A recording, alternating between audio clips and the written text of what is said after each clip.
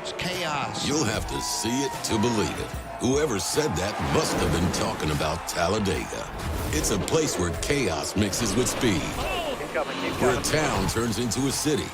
And a playoffs weekend becomes a lifetime of memories. It's a tradition like no other. At a track like no other. And after it's all over, you still won't believe it ever happened. Get your tickets now at TalladegaSuperspeedway.com.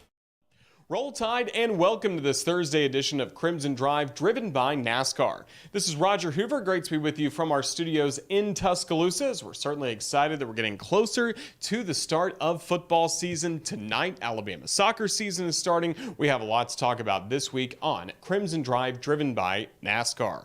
We'll start to go through everything on our show tonight, thanks to our friends at RJ Young. RJ Young is the official technology solutions provider of Crimson Drive. They've given us, again, the smart board. We'll go through everything coming up on the show, plus our headlines for today. We will start by hearing from the head coach of the Crimson Tide, Nick Saban, with Coach's Checklist after the Tuesday practice for the Crimson Tide. Then we'll talk some football with CTSN sideline reporter Christian Miller, as he'll give his observations from the first scrimmage for Alabama. Then we'll talk some volleyball. Rashinda Reed is the head coach of the Alabama Crimson Tide volleyball team. They're starting their season next week, so we check in on preseason practice at Foster Auditorium, and then we'll head to the soccer pitch, where tonight it will be Gianna starting her sophomore season for Alabama after last year she was the SEC Freshman of the Year. She joined us earlier in preseason camp to give us the latest on Tide soccer. Speaking of soccer, let's start our headlines with the soccer team, as tonight they will be taking on DePaul at 7 o'clock in the season opener. Crimson Tide picked second in the preseason SEC poll, just behind Arkansas, but Alabama is nationally the top-ranked SEC team at number 7. 5 players earned SEC preseason All-SEC honors, and also Crimson Tide not only playing tonight against DePaul, but Sunday the Crimson Tide will be here in the Yellowhammer State just up the road in Birmingham, taking on UAB at 6 p.m. So good luck to Wes Hart and the Alabama Crimson Tide as they start the 2023 season. How about the Crimson Tide football team, now in the midst of the third week of preseason camp? Saturday will be the second scrimmage and the final scrimmage for the Crimson Tide before getting set for the MTSU game. Kool-Aid McKinstry, Dallas Turner, both were named earlier in the week to the Chuck Bednarik Award watch list for the best defensive player in the nation. And also today on sale, Nick at Noon tickets as part of Yay Alabama sponsoring Nick at Noon, a great program on Fridays at noon before Alabama home games. Chris Stewart will be hosting that. And for ticket information, you can go online to rolltide.com or check out Yay Alabama. A few other notes around Crimson Tide athletics. The men's golf team well represented at the U.S. Amateur at Cherry Hills this week by Cannon Claycomb and Nick Dunlap, still competing on the course right now in the round of 32. Dunlap yesterday had a great victory against Gordon Sargent, a Mountain Brook native who plays collegiate golf at Vanderbilt, but Dunlap over Sargent was one of the great wins yesterday at the U.S. Amateur. Softball team, Pate is transferring to the Alabama roster from Sanford, so another in-state pickup for the Crimson Tide. Great to see that for Patrick Murphy. We also know the TV schedules for volleyball and soccer. Other home matches and games will be on SEC Network Plus, but more information on that on RolledTide.com. And tonight is the first episode of Hey Coach from Baumhauer's Victory Grill here in Tuscaloosa. Eli Gold is back, and he will be hosting the first edition of the show. And the next 2 weeks, we will not see Coach Saban in the restaurant, but he will be back on August 31st, right before the MTSU game. So we're excited that Hey Coach is coming up tonight in Tuscaloosa. Speaking of Coach Saban, he met with the media earlier this week to give his thoughts on where the Crimson Tide stand after their first scrimmage of the season this past Saturday at Bryant-Denny Stadium. Here is our first Coach's Checklist from Coach Saban after the first scrimmage. The message pretty much is you kind of do an assessment after first scrimmage, even though that was just our third, practice in pads. But I think the question you ask is what percentage of the guys are playing winning football? And are you willing to do the things you need to do to invest in yourself so that you are doing the things that you need to do so that you can improve? Because the tendency is, especially in the conditions that we're in, is it's very easy to endure practice. Do what you have to do to get by. Don't really focus. Don't really play fast. And if you ask everybody in the room, do you want to win? They'd all say, yeah, we want to win, but are you willing to do the things you need to do to win?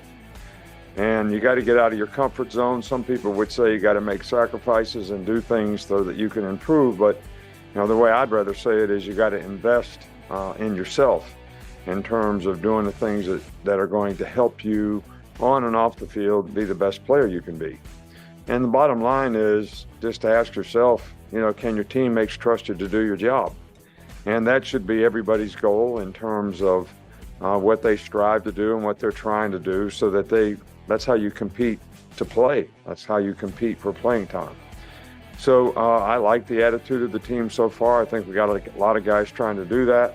I think we probably need a critical mass of people to continue to improve so that we can have enough guys that can play winning football. So, that's our challenge as coaches, and that's each and every individual's challenge to be able to invest in themselves so we can do that.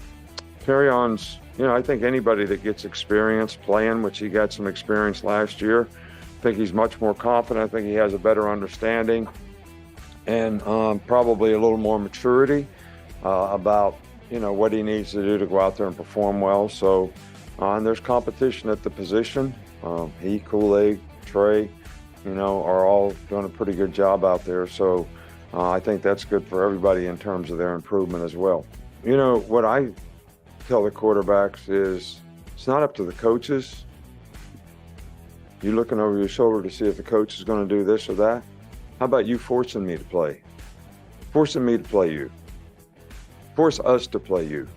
When you get your reps and you get a chance to play, you play so good, we don't have any choice but to play you, rather than worrying about all this other stuff. So that's the only way I can answer your question. Crimson Drive is driven by NASCAR, and the NASCAR Cup Series playoffs are returning to Talladega this fall. Don't miss out on the opportunity to get up close to some of NASCAR's most talented drivers with the unparalleled access that's available at Talladega Superspeedway. Be a part of NASCAR's legendary 75th anniversary season and make memories with your friends and family that will last a lifetime. Lock in your tickets today for the Yellowwood 500 on Sunday, October 1st. Tickets are on sale now at TalladegaSuperspeedway.com. Christian, roll tide. It was good to see you on Saturday at the scrimmage. I know it was pretty hot on the sidelines, but what'd you think getting your first look at the Crimson Tide this August? I might be an understatement, Roger. Man, I felt for those guys. But hey, that's part of it. You know what you're signing up for when you come to Tuscaloosa. And maybe that's just me getting soft as I get a little bit older. But I'm like, man, I don't know how I made it through some of those days, because, some things just don't change. The schedule's the same, the format's the same. But it was nice to get out there. Obviously, had a great time getting to, do a run with you guys. But watching the football team, man, they look good. Obviously we got to, keep it a little confidential. It's closed, but overall, from what I was able to see, man, some really good things, as Coach Saban pointed out. But also a couple things that they can improve upon. But hey, that's what these things are for. That's what scrimmages are for. This was the first one, not to mention this was only their third day in pads. So definitely going to be a learning curve. And as guys continue to get acclimated to the weather, the equipment, their positions, things will get rolling. But just nice to have some football back in Bryant-Denny. Certainly was, and you mentioned everything being on the same schedule as when you were a player. So if you go back to that time, what was so important about the third day in pads or the first scrimmage? What were you guys really looking to accomplish that I imagine this team is going through the same thing with? I would say the basic and key fundamentals and techniques, Roger. I mean, if you think about it, football at the end of the day, it boils down to blocking and tackling. And sometimes we kind of get carried away. You start to overlook those things when you look at personnel groupings and schemes.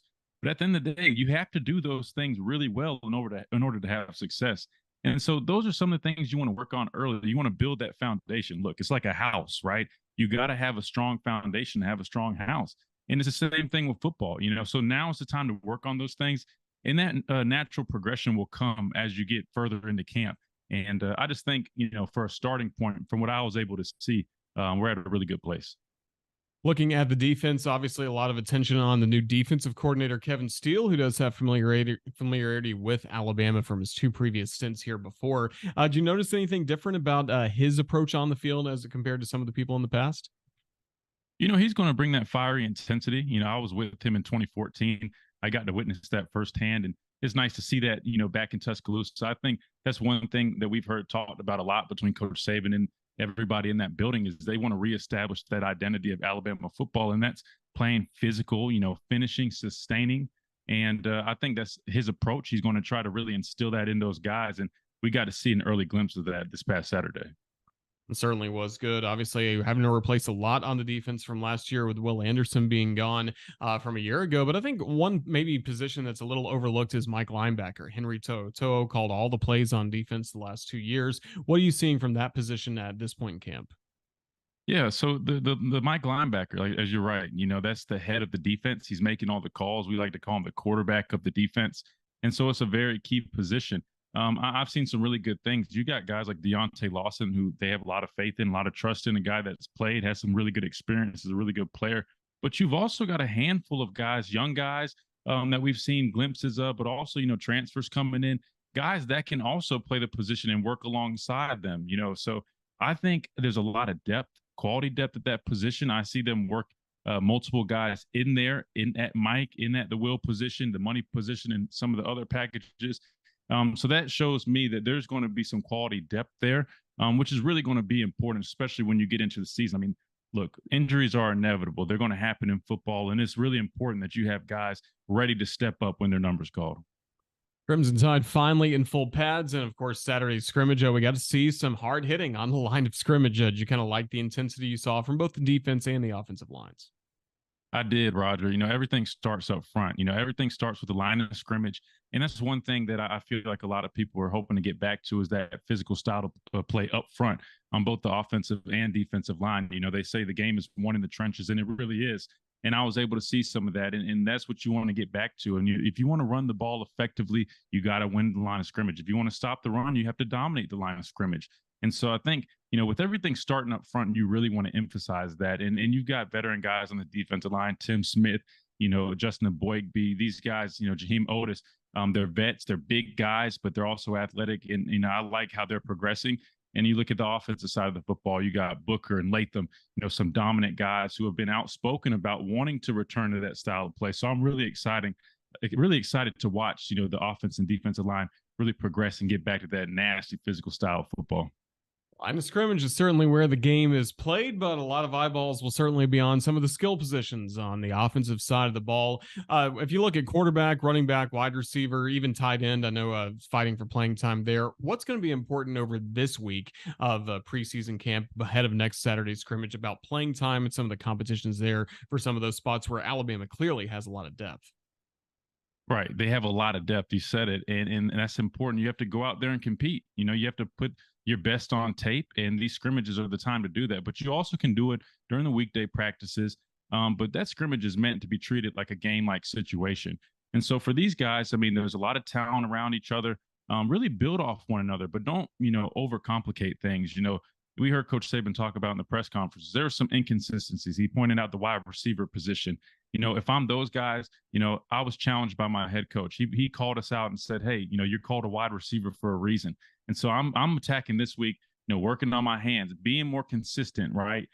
It's one thing, you're going to make big plays, but you have to do it on a consistent basis.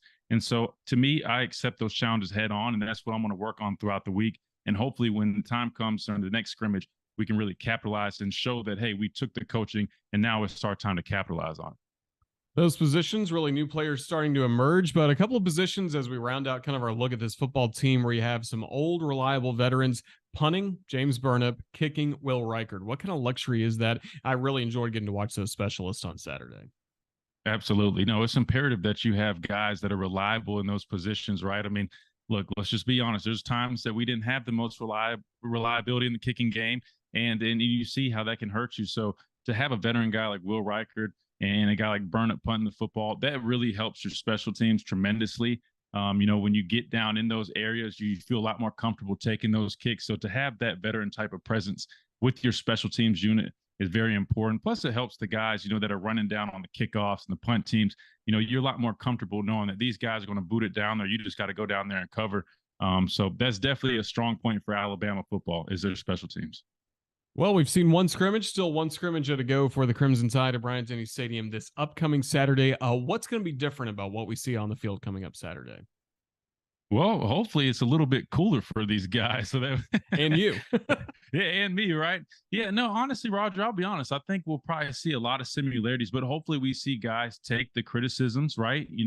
Coach Saban, that coaching staff, they're going to do a great job they're going to break down that first scrimmage, and they're really going to attack those inconsistencies and things that they feel like they need to build on in these next scrimmages. So that's what I'll be looking forward to, kind of seeing if they were able to take the coaching this week and apply it into this upcoming scrimmage, because this is going to be their last chance to really get that game day like atmosphere before they play their first game. After this scrimmage, they're kind of have an off weekend, right? And then they're going to come back and open up, and that's where things get real, right? So I'm expecting them to, take the next step and really show that progression this upcoming weekend. Hopefully it's a little bit cooler for all of us down there on the field, but at the end of the day, football's back and we're all excited for it. We certainly are. We're excited to have Christian Miller back on our team for the Crimson Tide Sports Network this upcoming season, but we see the ball cap on the Miller's Edge. Tell our fans where they can listen to you and your dad talk some great football, have a lot of fun during the week. That's right, Roger. Yes, and then you've been a gracious guest on our show before, but that's right. It's the Miller's Edge. It's me and my dad. We're on Tide 100.9 weekdays, 11 to 12. You can tune in and listen to us. We'd like to have fun and give that former player perspective of what we see from our, athletic set of eyes, as you will. But we also are able to get great guests like yourself to come on there and help break the game down as well. So if you ever want to listen to it, again, it's Tide 100.9. The Miller's Edge is the show title, and it's weekdays, Monday through Friday, 11 to 12. Always a great show. Well, Christian Miller, thank you so much for joining us here on Crimson Drive, driven by NASCAR. And again, stay as cool as you can coming up on Saturday. But thanks again. We'll be talking again soon. Roll Tide. That's right. Thank you, Roger. Crimson Drive, driven by NASCAR, and don't miss out on your chance to see the NASCAR Cup Series playoffs return to Talladega on October 1st. Purchase your tickets today for the Yellowwood 500 at TalladegaSuperspeedway.com and be part of one of the best atmospheres in sports. We continue on Crimson Drive, driven by NASCAR. A lot of good conversation with Christian Miller there about Crimson Tide football. Now we're starting to set our focus a little bit towards volleyball. It'll be next Friday when Alabama will start the season a week from tomorrow at home, hosting the Crimson Tide Invitational at Foster Auditorium. So earlier in the week, we had a great chance to get over to Foster and chat with Rashinda Reed, who is set to go for her second year as the head coach of the Crimson Tide. And as you'll hear in this conversation, sounds like she likes what she'll have on the floor coming up this year at Foster. Coach, Roll Tide, a new season is here. How are you and the Crimson Tide feeling as you get ready to start 2023? Well, we're very excited. A lot of energy, ready to battle. I know that these ladies have been grinding for the past week and a half, and I know that they just want to get out there and show people what they got. So we're 100% ready for the season. Absolutely. It's been a long time since we saw your team on the floor at Foster Auditorium. What was the focus for you and your staff this offseason? The focus was just letting them know exactly what our system is. We have half a new team. So, over the preseason or the spring season, we were able to work on the small nuances of the new system that we're implementing this season and getting our young people up to speed. So really it was just getting them acquainted with the new system this season. What can you tell us about this new system? The new system, we're running a little bit faster. We are incorporating I don't want to give too much, but a little more wrinkles within our offense. We want to make more of a diverse offense just to make sure that all of our attackers are a threat. I think that we have a lot of arms this year, and so we want to make sure that all of them are highlighted within a game. Among the newcomers that are coming in, and you mentioned it's a lot of them for this year, is there a common thread or something you wanted to have all of them to bring to this team? I think what we talk about is everyone's bringing their own thing. It's like really being authentic to themselves. I think all of them have a strength, and it's truly identifying what those are. I think all of them are definitely very offensive. They bring a lot of high energy, a competitive mindset, that drive that we love. But right now, I think within that preseason, those are the things that they're actually finding within themselves here under the Alabama Roll Tide umbrella. Is like, what are they going to bring with the team, and who are they? What's their role with our program? So that's the newcomers. How about some of the veterans? What do you like about the leadership you have on this team? Oh my goodness, I love it so much. I love how they're working with their teammates and how they're teaching them the new system. And you never know how they're going to work together. Are they going to be really close, or are they going to be threatened? But right now, you can see at least a strong bond. We had them come in a little earlier this summer, and I feel like that helped us tremendously as far as bridging that gap, because right now, during the summer, coaches are not able to work with the players, so it had to be player-led, and that, I feel like, forged a really great bond within the team. So what I love is that, all the things that we had talked about in the spring season, that the ladies are teaching our newcomers that, and it was nice for a coach to see that their bonds were so strong. Let's go position by position for just a moment. What can you tell us about your team starting right at the net with some of your outstanding middle blockers? Oh, right now, well, first of all, you're going to see that there's more height within the team. Our middles are actually very, very physical, so we love the physicality. But the biggest thing is that there is more height. More height. That's more height. But I do love just how dynamic they are. They really do a nice job of, getting out there. They have that competitive mindset as far as wanting to stuff an attacker. I mean, you have to have that as a middle. I mean, being a middle and a setter is a tough job, and being able to have that drive to want to basically help out with all the attackers is a big deal. And then how about with your setters and outside hitters? Our setters are very young. We have freshman setters this year, but what I do love about them is that they do bring a little spice to the gym. They already come in running a fast offense from their clubs, and so bringing that energy into the court is amazing. What else I love about the setters is that they already have connected and are able to establish and set up a system.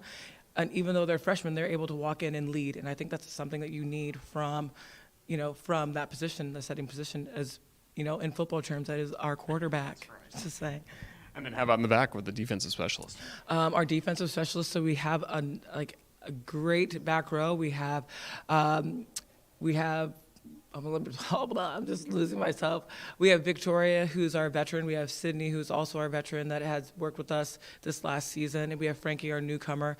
And all of them, they all bring something a little bit different. And you'll be able to see that within their play. You have Frankie that's a little bit more scrappy. You have Sydney that has a bit calmer of a platform, able to dig a lot of balls. And Victoria does a really nice job of leading the back row and just to kind of scramble. She's one of our fastest on the team, so she's able to go from sideline to sideline and get a lot of things up. So it's really nice to see all those different pieces working together and flowing in the back row. And then fans can't wait to be back here inside Foster Auditorium watching your team play. It'll all start with the Crimson Tide Invitational. What can you tell us about the schedule? We know you get to start at home and then some tournaments away from home as well. I think the biggest thing is we wanted to make sure that we were close to home. I feel like last year we were traveling so far, which can have an impact on how you perform. So we really were focusing on just location. And then right now it's just playing as many high-level teams as much as we can just to warm up in getting ready for our conference play. Well, we're certainly excited. Coach Reed, thank you so much for joining us. Best of luck as the Crimson Tide begin the season. Roll Tide. Roll Tide. You'll have to see it to believe it. Whoever said that must have been talking about Talladega. It's a place where chaos mixes with speed, and a playoffs weekend becomes a lifetime of memories. Get your tickets now at TalladegaSuperspeedway.com. Well, we go from volleyball to soccer. We mentioned volleyball opening day is next week, a week from tomorrow. But tonight at 7 o'clock at the Alabama Soccer Stadium, it's the Alabama Crimson Tide beginning the season, really kicking off the athletic school year for the University of Alabama, as Alabama will host DePaul. Over the past few weeks, we've had some great interviews with not only soccer head coach Wes Hart, but as well as student athletes Macy Clem and Felicia Knox. And now today, we're proud to bring you this conversation with Gianna Paul, who was great last season for the Crimson Tide, found the back of the net a lot of the time, and also was the SEC Freshman of the Year. So a tremendous campaign she put together as a freshman. Now she's a sophomore, and she's ready for this soccer season to begin. Gianna, Roll Tide. How's it feel starting practice? Oh my goodness, it feels incredible. For over the summer, pretty much all we do is lift and we do captain's practices, but as soon as preseason starts, we actually get to play soccer, and there's no more rewarding feeling because it feels like all of the work that we did over the summer is finally coming into fruition. So. Of course, last year you were a freshman. What was this time of the year like for you a year ago, making that transition and eventually getting in some matches? Oh, last year was terrifying. I was super excited. Obviously, I feel like anyone in this position, finally fulfilling your dreams and playing D1 soccer, anyone would be excited. But it was kind of the coaches thought like we were doing so well that they did not tell us what we were doing. So like we'd go on like away trips and like we'd have like freshman duties and stuff, and like we kind of just have to wing it. But I think we did a good job of getting acclimated, and it feels nice being a sophomore and kind of like seeing the freshmen go through the same thing and being able to help them. Who were some of the teammates last year that helped you the most with that transition to the college game? Oh, definitely Riley Parker, definitely Felicia Knox, definitely Raina Reyes. I'd say like those three, they're great leaders. Same with Kat Rogers, but they're great leaders on and off the field, so it just makes the transition easy.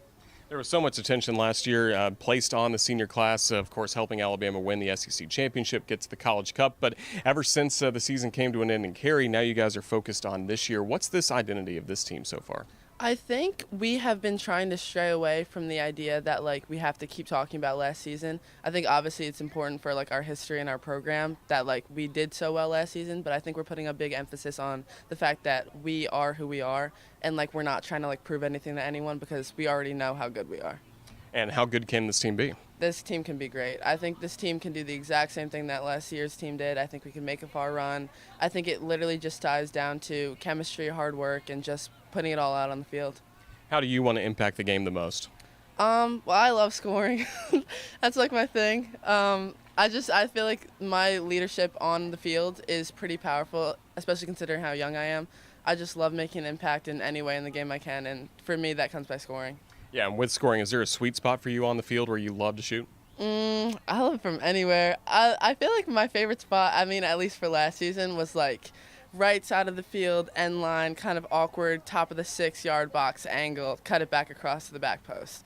That's like a good one for me. That's certainly good to see. And then Felicia Knox led the NCAA last year in assists, and that was on a lot of your goals as well. What makes her so good setting you up for success? She has a great field vision that I think a lot of people don't have. Like first of all, she dribbles with her head up. She's always looking up. She's always scanning. And I think with that comes her high soccer IQ. I think she just knows spatially where everyone is, and she's able to play those balls because she has the talent. Well, Gianna, Paul, a lot of talent for you as well. Congratulations coming back to Alabama for what should be a really outstanding sophomore season. Just thank you so much for joining us. Roll Tide. I'm so excited. Roll Tide. Good luck to Gianna, Paul, and the Alabama soccer team again starting the season tonight against DePaul at 7 o'clock. You can watch on SEC Network Plus, and then on ESPN Plus on Sunday. Make sure you watch Alabama at UAB at 6 p.m. A great first weekend for the Crimson Tide, getting to start the year with a couple of tough matches against DePaul and UAB. We don't have CTSN broadcast for Alabama soccer, but we are starting our broadcast calendar tonight as we take a look at what's coming up on the Crimson Tide Sports Network. It is time for the weekend update brought to you by Wickles Pickles. They are wickedly delicious. We have the relish, we have the pickle chips. Here with us always on set here at the Crimson Tide Sports Network. Let's see what's coming up with our Wickles weekend update. As I mentioned, tonight it will be exciting at Baumhower's Victory Grill. Hey Coach and Eli Gold is back after missing last year with health issues. Eli will be hosting the show starting at 6:30, so we look forward to that. We'll have a conversation with soccer head coach Wes Hart, plus Aaron Suttles. Christian Miller will be on the show this evening. Also, this is the first episode of Tide TV this week. It'll be shown around our television affiliates around the state of Alabama over the course of this weekend, as well as the full episode available on the Alabama Athletics YouTube channel. But Kinsey Hughes is back to host the show once again. Make sure you watch Tide TV this week across the Crimson Tide Sports Network on television. Coming up on Monday for all of our radio affiliates around the state, we'll have our first episode of Crimson Tide Today, and all of those daily reports are also available on the Alabama Insider podcast. Chris Stewart and Nick Saban will be along on August 27th with the first episode of the Nick Saban television show to get you ready for what will be coming up on Saturday, September 2nd. Alabama football returns. Crimson Tide hosting the Middle Tennessee Blue Raiders. Kickoff set for 6:30 at Bryant-Denny Stadium. Our coverage across the radio will start at 3:30 on the network. And then on Labor Day, it'll be Eli Gold and Corey Reamer talking all about it on, well, yeah, Labor Day, not Memorial Day. It'll be coming up on September 4th from Baumhower's Victory Grill in Vestavia Hills. It will be the return of Crimson Tide Rewind. And don't forget as well, leading up to the Middle Tennessee game, we will have Crimson Drive going twice a week on Tuesdays and Thursdays at 2 p.m. Central, right back here on the Crimson Tide Sports Network. That is your weekend update presented by Wickles Pickles. And that is going to wrap up this edition of Crimson Drive driven by NASCAR. Special thank you to our guest for today, Rashinda Reed, along with Christian Miller and Gianna Paul. Thanks as well to our video producer, Ethan Carabin, for putting this show together. For everybody with the Crimson Tide Sports Network, this is Roger Hoover saying thank you for watching this episode of Crimson Drive driven by NASCAR. Let's cheer on the Crimson Tide soccer team tonight. And don't forget, we're getting closer and closer to the start of Alabama football. Until then, have a safe weekend. Good night and roll Tide.